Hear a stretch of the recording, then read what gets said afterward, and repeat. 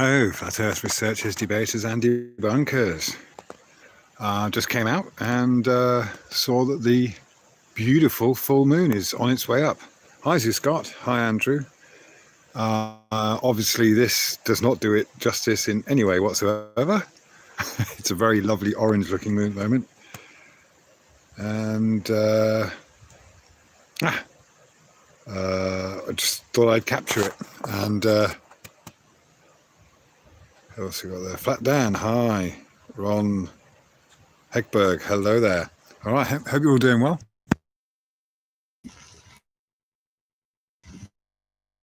Hello. Sorry if it should.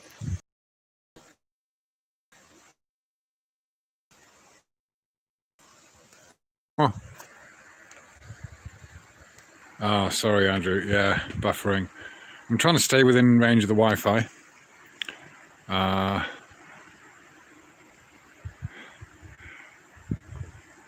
But yeah, it's quite stunning.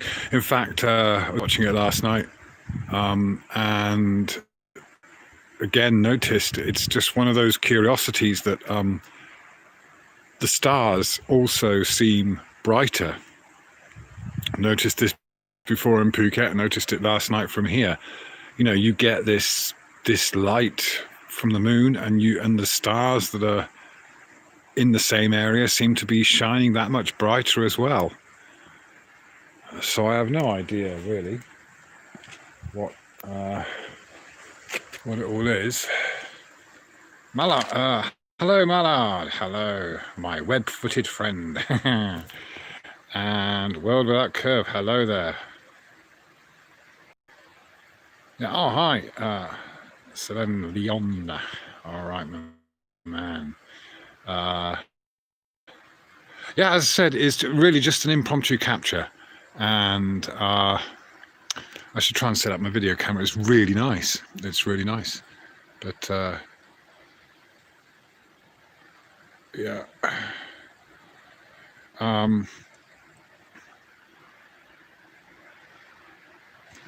Yeah, it's very calm, actually. It is very calm tonight. Very high tide.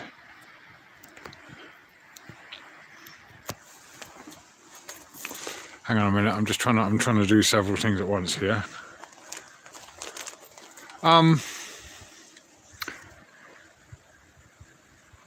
It's a moon rising over our globe. I don't think so. I don't think so. Yeah, it's still kind of interesting sometimes. Yeah, it gets a bit frustrating and boring talking to some of these people that come along. Try to discern between newcomers and the old-time trolls, because by now, if these globalists had been listening rather than coming along just to argue, then they would understand the difference between, you know, making an observation and then assuming the shape of the Earth from that observation, yeah, to physical measurements. And it's that's really what it's got to come down to. You see it all the time. You see these references to the moon and the stars and really just got to come down to this substance here, water, and try and find some curvature. So if you haven't seen it by now, you probably have, but you know, Dell Beyond the Imaginary Curve has suggested about the most practical, measurable experiment you could ever think of to see if there is curvature. Dick Earth Skeptic. Phallic Earth, yeah.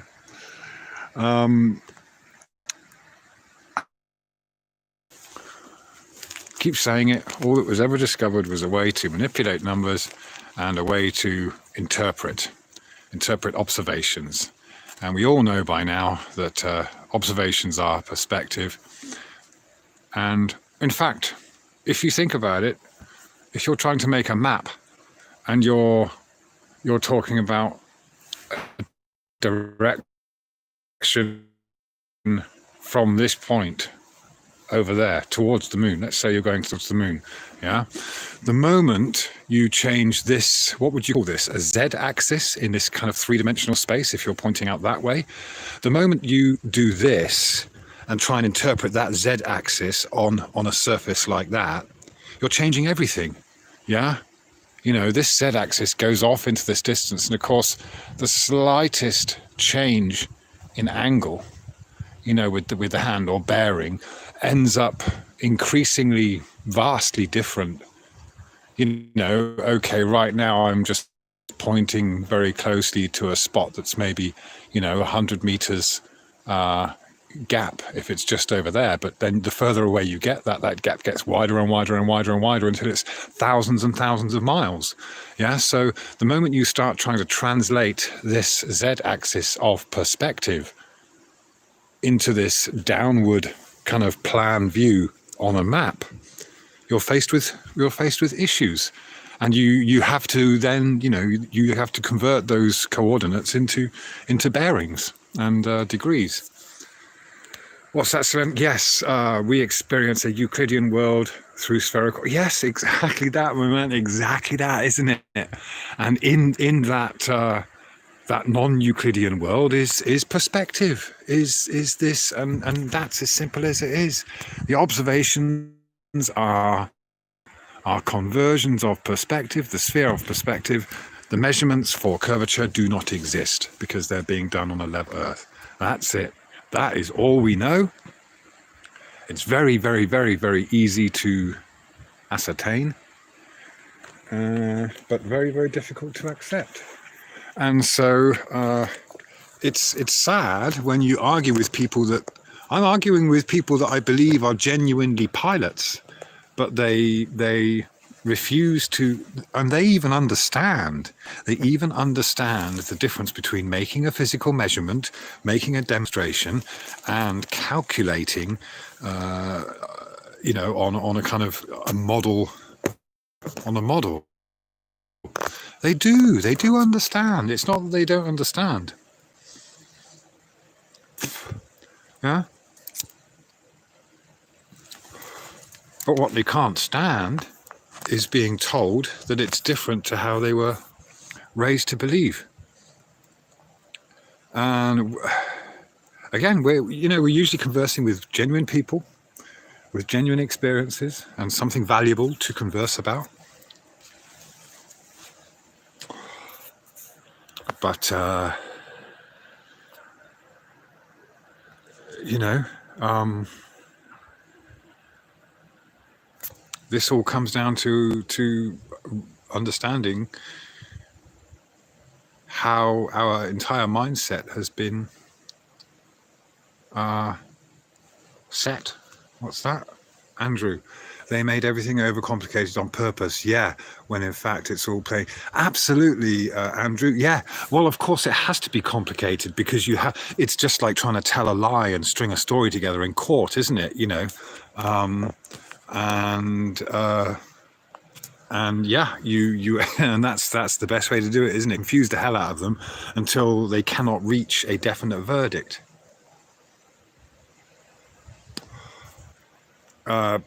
Pair of dice found. The flat Earth is a psychological operation. Is it? Well, there's psych operations going on all over the place with everything, with every kind of so-called belief. But I think at the core of this, we have people who are quite willing to realize whatever it might be. But what we experience is a level Earth, and that can easily be confirmed anytime, anywhere. Anything any different from that must be measured. Okay, so no problem. I mean, we could be in a capsule, we could be on a ball of sorts. I have absolutely no problem with that. If someone somewhere can actually come up with an actual measurement. And that should have been the prerequisite. This is what you have to get through to people's heads, that you know, a scientific discovery would be exactly that. Someone discovered some bloody curvature. And that would be absolutely fine. Great, curvature exists on this earth. Go from there. But of course it was never discovered, so it's not science, it's pseudoscience. What's this one? 10th Man Rising. Nice to hear from you again. Reverse engineering from the plane realm to sphere model. Their imaginary ancestral sphere. Yeah, okay, thanks. Thanks, man. I think that's, I presume that's directed at me. 10th Man standing, rising, sorry. So, yeah, I think it's very important, isn't it? I'm sure we all understand how difficult it is to accept. But isn't, this is it. Yeah, Dave Hinkle. Yeah, I mean, I was speaking to someone today who is in the flat Earth thing, and I said, oh man, I've lost track now. But oh, there's an aircraft. I think it's an aircraft coming along there. Can you see it? Just over there. And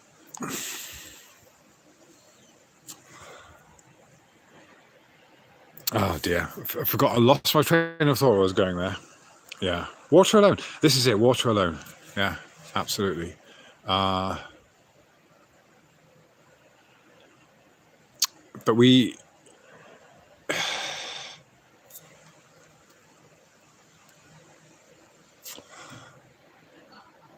What is it? The difference. Okay, the difference in cultures. Again, obviously, I'll frequently compare the globalist culture to the one I've been experiencing for the past 20 years in Thailand, and there is this. There just isn't the programming for a globe Earth belief. There is programming, because that happens on a national level with any nation, with any culture. There is cultural programming, but the cultural programming over there is much more based in the realms of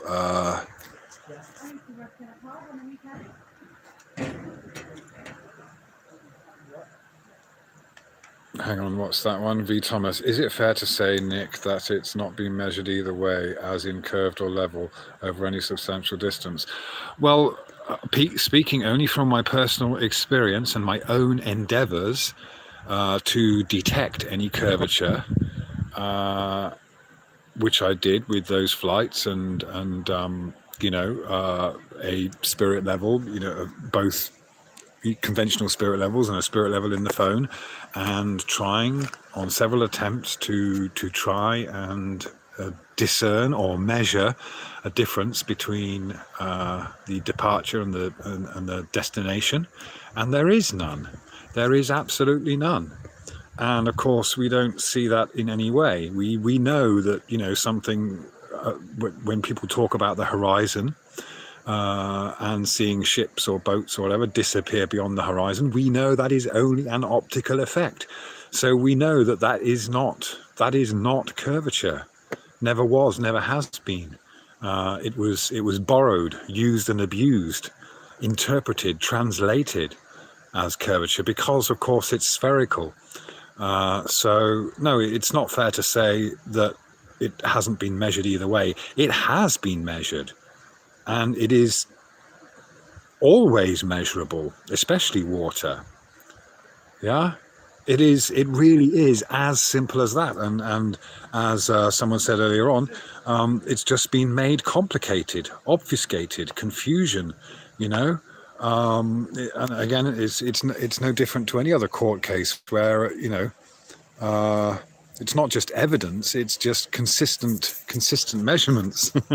And of course, that's the difference you have. You'll have people make measurements with surveying equipment, and they'll do the mathematics, and I can't necessarily do the mathematics, but I can see in their workings how they will actually make a measure of two. Well, let me see.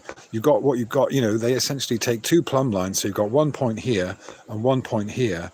They'll have these two parallel plumb lines, but the way they do the mathematics and the way that they start at horizon, which is at eye level, and the way they use degrees and convert this perspective into degrees is exactly how they arrive at this notion, or they extrapolate. They extrapolate from the figures because they end up getting this sum total of more than 180 degrees. So they assume that there's been this bend or this angling of the plumb, when this is just an interpretation from calculations made from observations.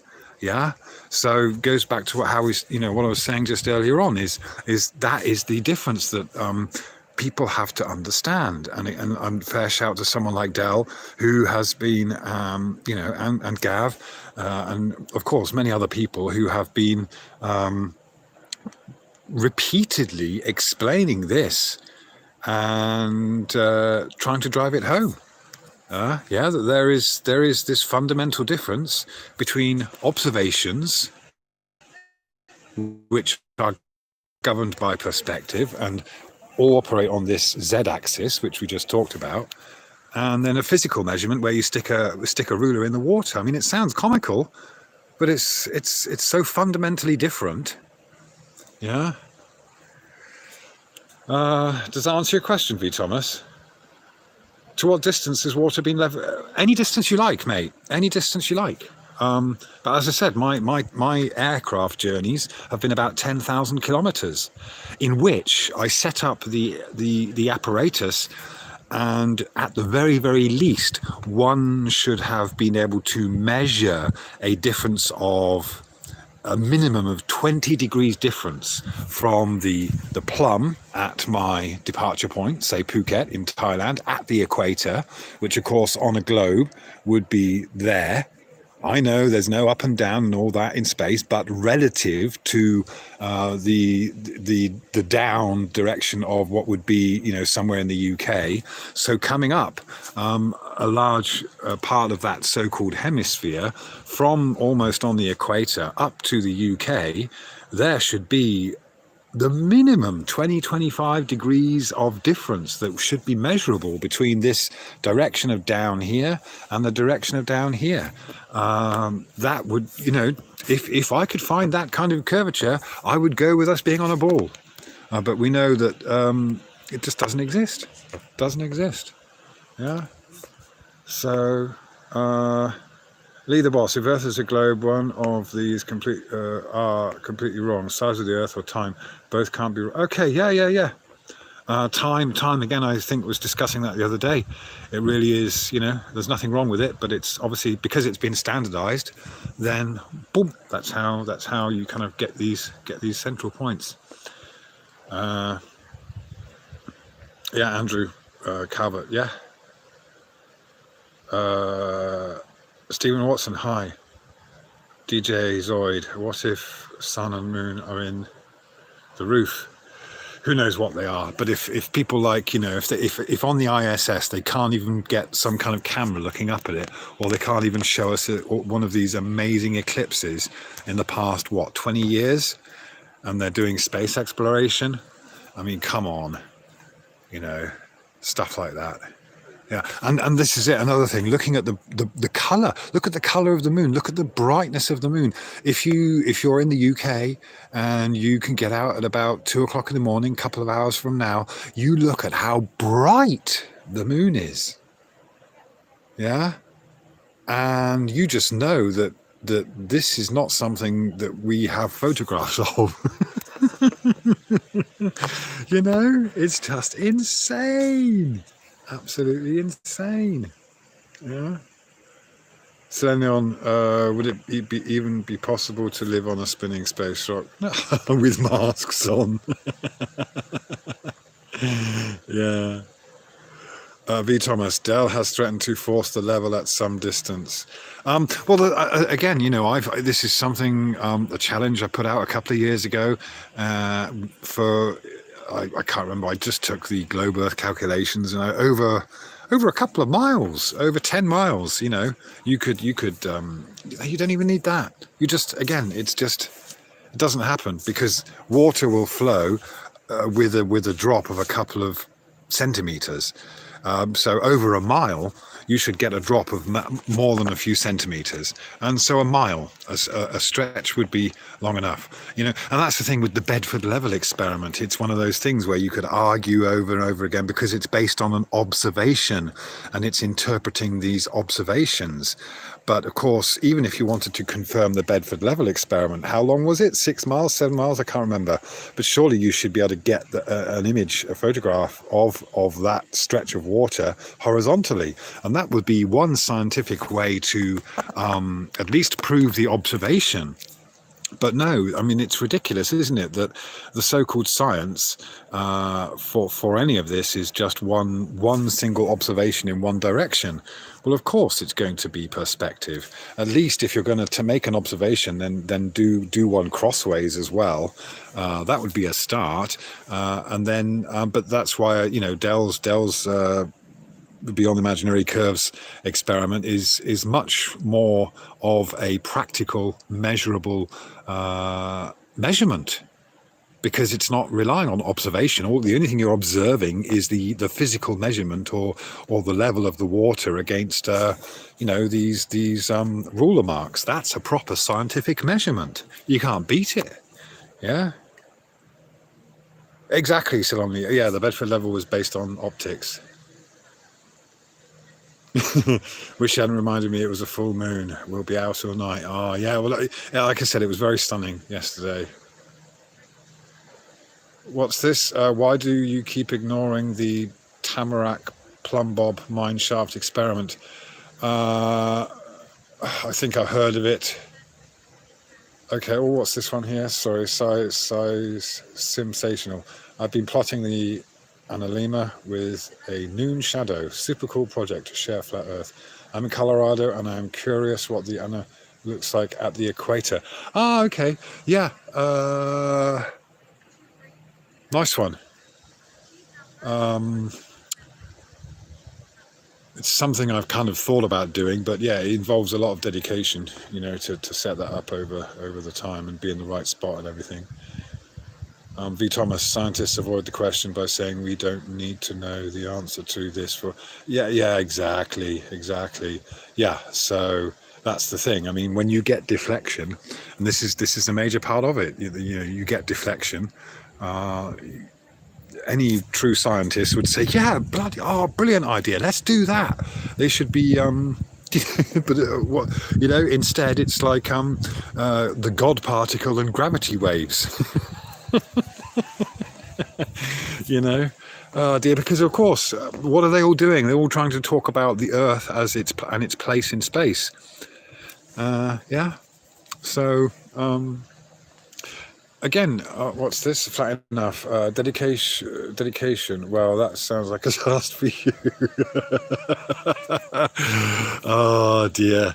Well, do you know what I mean? It's like, as far as I'm concerned, it's like a lot of us have done the due diligence that we need, and I wonder if you can see it. I was very distracted with the whole, the optical phenomenon as well, and of course it's understandable that it's all focused on the sun and the moon, because these, of course, have been the things that have been used for the proof, for supporting the heliocentric model. So of course all the focus is on the sun and the moon, and I think we've all spent a fair amount of time considering that, and then of course coming to the realization that you can't tell what's going on,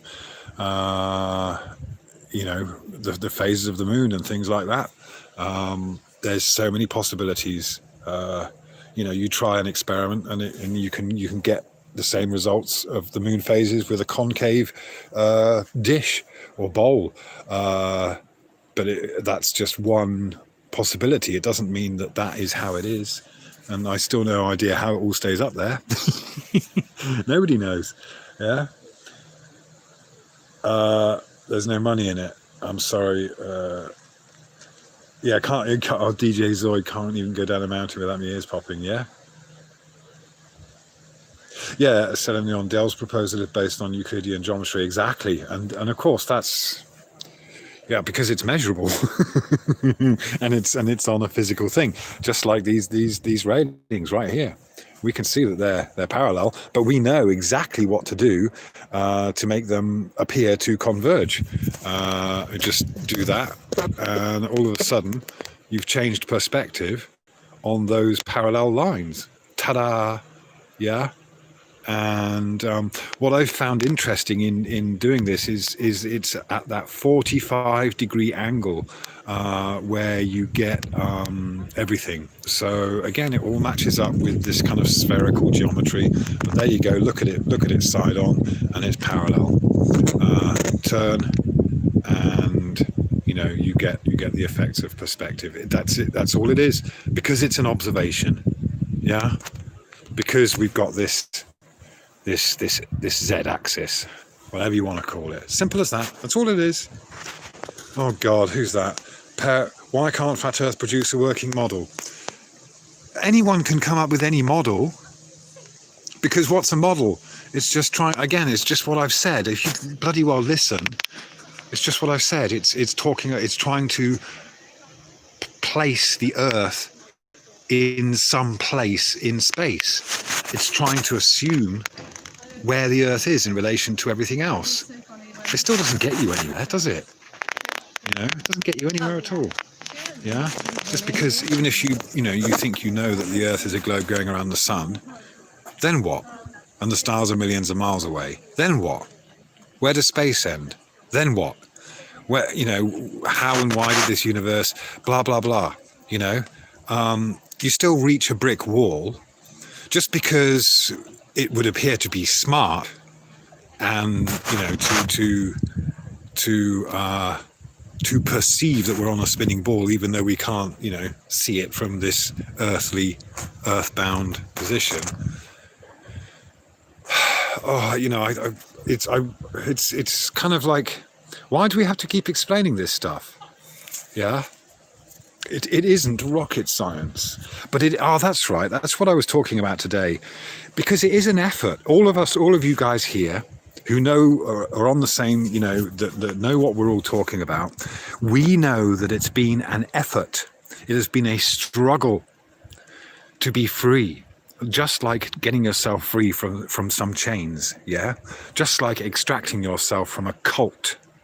Yeah, and finding the wherewithal, finding the will, finding the motivation to seek the truth.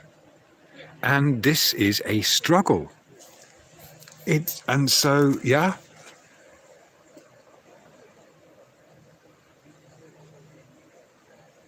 Yeah, I'm still in the UK. Oh, Flat Earth Aussie. Hi, man. Yeah, I'm still in the UK, mate. Yeah. Okay, this is the thing, and to be free of any of this, all of this. This isn't just about Flat Earth. This is about the whole thing, the whole born into this illusion and being surrounded by these corporate, this whatever, that we're born into. Yeah. To free ourselves from that takes courage, it takes independence, it is a struggle. Yeah. And I know that we've all kind of been through our own little struggles to arrive at a certain point of understanding, of realization. Yeah. And we also know that it's easy to just kind of for a lot of us it doesn't feel like a choice. We are driven by some kind of, there's a passion, there's a calling, there's a whatever. Yeah, there's something, because there's something more to discover about ourselves. This is a journey of self-discovery for anyone, even if you're a globie coming here and you've been doing so for the past 5 years, and you've been trashing Flat Earth, and you've been throwing about your ad hominem attacks, and you've been calling Flat Earthers this, that, and the other. All right. The thing is, we also know that this is part of your journey. Yeah, this is And one day, whether it's in 5 years, 10 years, 20 years time, or 5 minutes before you die on your deathbed, you will reflect on your behaviors, and you will reflect on the things you said and believed. It happens to all of us inevitably at some point in our lives. And we're all at different stages. So all of you guys coming along with your, and who are using kind of ego-based tactics to attack another ego doesn't work. Water off a duck's back, because we've already been through that. We've already acknowledged the elephant in the room, and we've already kicked it out. Yeah. So you know, that's the thing. That's why we all keep on doing this, because these videos, these points, these measurements, these research-based things, this information will stay out there. And everything you do and say in life, at some point, you come back and you reflect on those things you said and did. We all do it. We all have things and experiences and memories when we could have or should have said something different. But then you can't go and you can't change, you can't go back in time. Yeah, you can't just go and rub it out. But you can address it and you can deal with it. Yeah. And this is what it's all about. This is why sometimes, it's like, man up and admit that none of us have got any answers. And then you get some kind of reply that, some guy thinks it's something to do with the size of his balls or his fitness level or his trophy wife or, how many press ups he can do. And it's like, no, that's nothing to do with being a man. Manning up is being able to admit when you were wrong, when you believed something that was wrong. Yeah. And then you can make amends.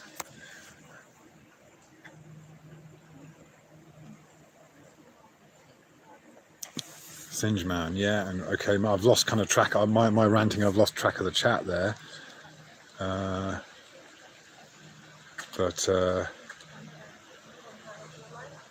and of course, again, you just look at the situation now.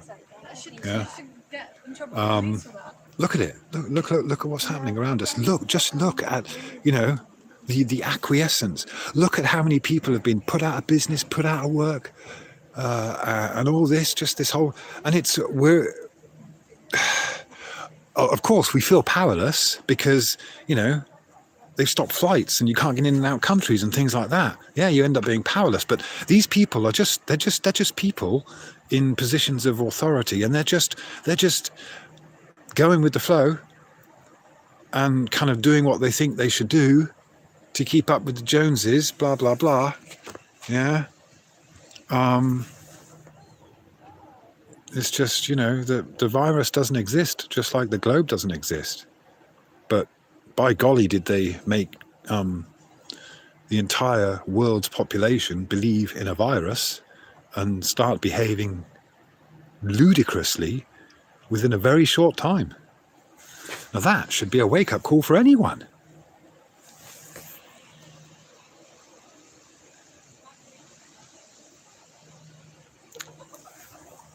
Yeah. I mean, I don't necessarily buy into the idea of elites. I mean, a controlling elite. It's and even if there is, then what are you going to do about it? Who are you going to expose? Yeah. It's there's always going to be opportunists. There is always going to be this struggle. There is an awakening. There is a constant awakening. If you want to get down to it, it's like, we as individuals, each of us are the universe experiencing itself and waking up to itself. Yeah. And, so we question and we ask these questions, and then eventually we realize that there is something beyond the body and the eyes that is doing the questioning. And then we kind of get it. Yeah. That there's this consciousness. realizing itself and experiencing itself. So when we question and when we wake up to the illusionary world that we spend a lot of time existing in, then we have this kind of self-realization. But it's not a self-realization of me, I, the physical body. Well, we do have this realization of what I or me means. It means the ego. It means the mind. You know, pretending to have some kind of thing going on all by itself.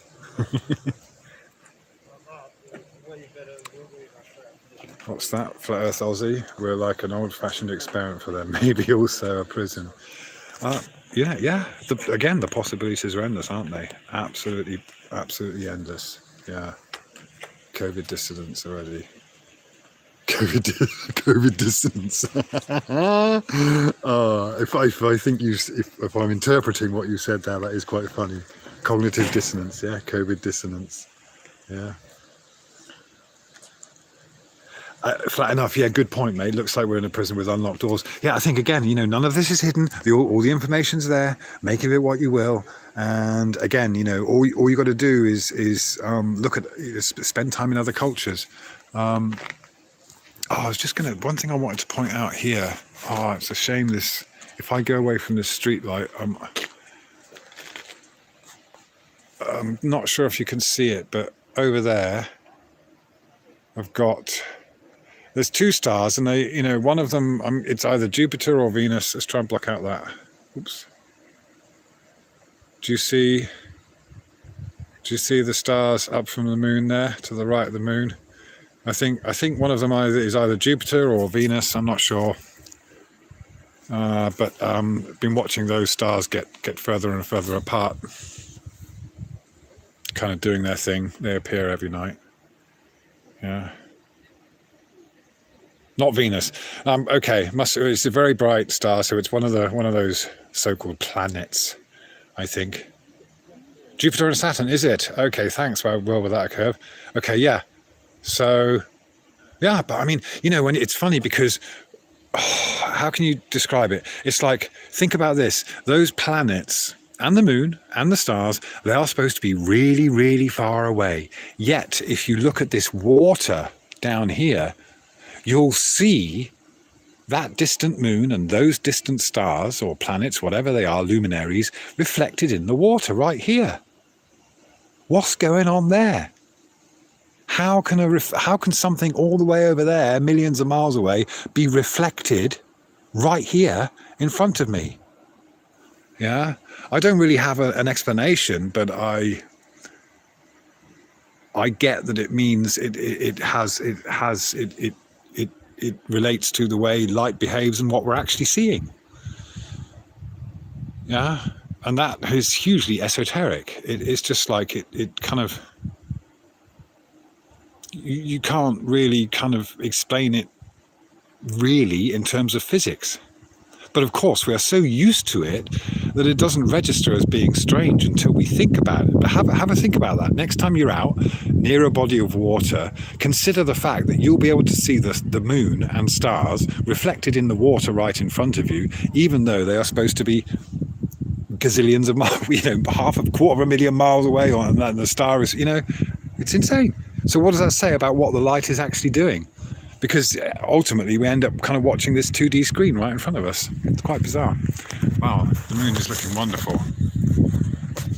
Yeah. Flat Earth Aussie, all light reflections are personal due to you being the... Exactly, isn't it? But isn't it, you know, just to try and to comprehend that is almost beyond our comprehension, isn't it? I mean, yes, I totally understood that they're personal. So that means light is... Yeah, you consider this about light rays and things like that. If you ever seen any kind of cinematography underwater, where the sunlight is shining down through the water, and you'll get this kind of, you know, this divergence of the sun rays as they're shining through the water, but they're only there because you are. Yeah, they only exist because you are. Same as the old, tree in the forest falling down. Yeah. So yeah, that's magical. So all you got to do is look.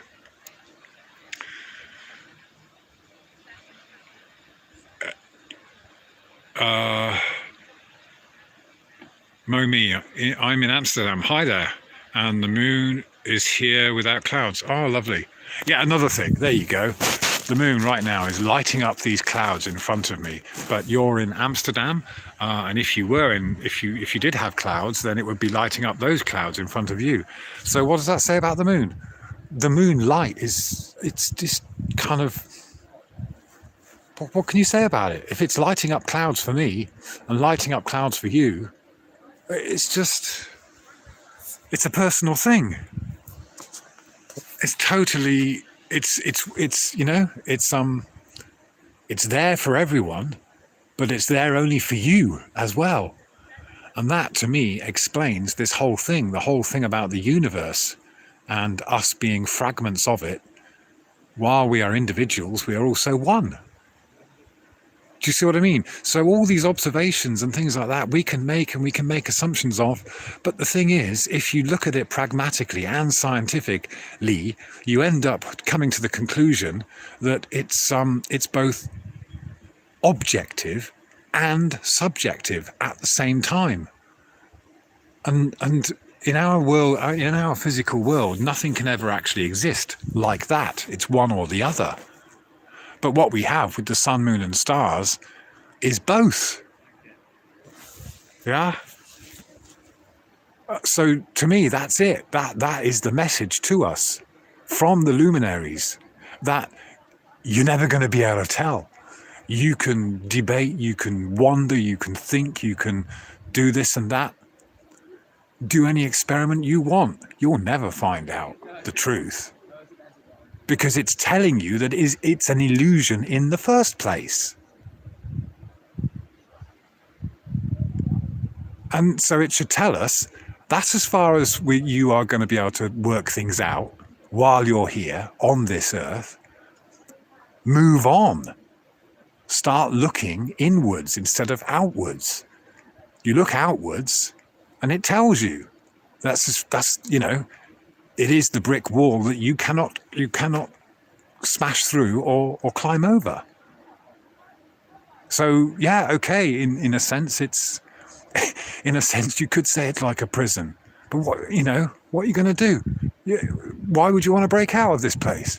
You can always go somewhere else and find something new, meet new people, do new things.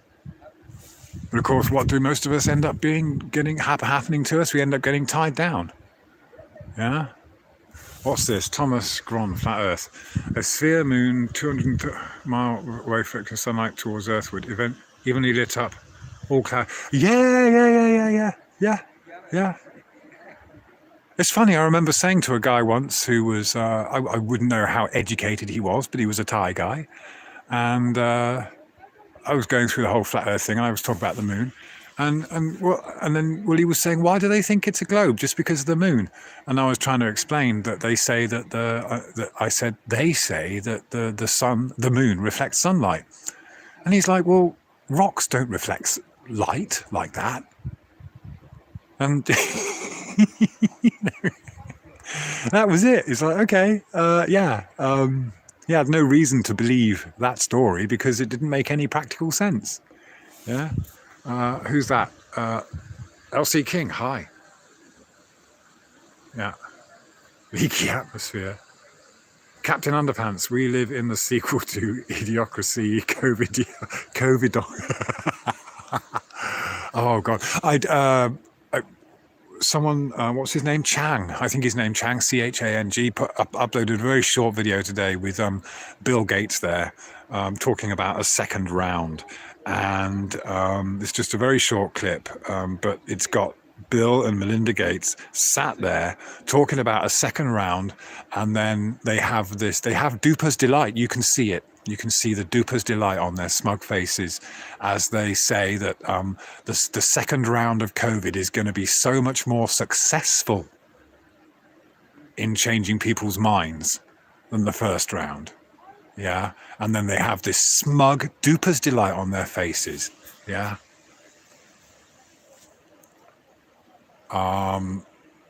So yeah, have a look for it if you like. But it just says so much. Just says so much. But that doesn't frighten me. That doesn't, because the thing is, there are enough people that will have woken up to the idiocy. Bill chooses, well, oil beef. Hi, Bill chooses to be the gatekeeper. Yeah. I'll love forever. If 5G harmful, how the situation with 5? Yeah, yeah, microwaves are not good, but Captain Underpants, yes, Nick saw it on PK's channel. Nice one. Okay, yeah, good. Well, yeah, it'll do the rounds, and of course, yeah. Again, we know, but you can show those videos to people just like all the other ones about the whether it's the moon landings, and they'll decide, they'll choose what kind of reaction they want. Yeah. Flat Earth Aussie, if we could get as high in elevation as the moon, for us the sun would never set. Yeah, maybe. World without curve, good question. I often wondered that myself. Oh, okay, I'm not sure what the question was. Okay, sorry. Okay, all right. It's great that you're all having your own little banter going on here. So that's great. But yeah, this is a struggle. And it's always an independent journey, an individual journey. Yeah, and again, without wanting to repeat myself, total respect for all the mathematicians and the scientists out there that have done wonderful things and brought these wonderful advancements. But it's a very simple thing of being able to understand the difference between mathematical descriptions, which are stories, and facts. Yeah. Flat enough. This place is really, really wide, though. See, from the vantage point of the sun, you don't see it all. Yeah. Do you know what the funny thing is, though? If you think about it, right? The funny thing is, regardless of the shape, the further away you got from it, it would actually look like a sphere. That's the mental thing about all this. Physically, it would still be a plane, but if you could actually get into space and get really far away, what would it do? It would, because perspective is always spherical and circular, so eventually it would turn into a circle. A flat Earth will actually look like a globe from a long way away. So we're screwed either way, guys,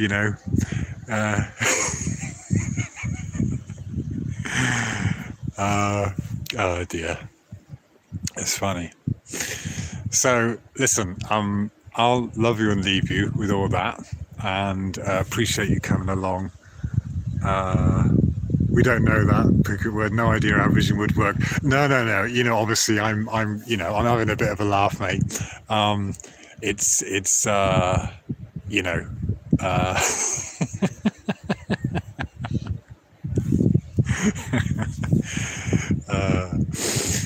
but yeah. Oh, Tony T, hi, good to see you, man.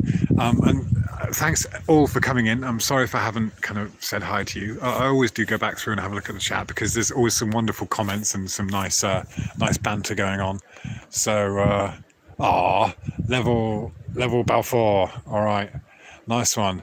Yeah, you got to laugh, man. You have got to laugh. Yeah. Don't, that's it. Don't troll the trolls, man. Yeah, craving fish and chips. Okay, actually, my daughter said we should get back to doing it. So when I get back to Phuket, maybe I'll open up the chippy again. Yeah, I might do it on a smaller scale. Yeah, we'll see. Or maybe one day I can set up the chippy here in the UK. Get the wife and kids over. We'll see. Anyway, thanks a lot for coming along. It's been great. Good to share a laugh. And whatever day it is, then make sure it's a good one. Yeah. All right. Take care, y'all. Speak soon.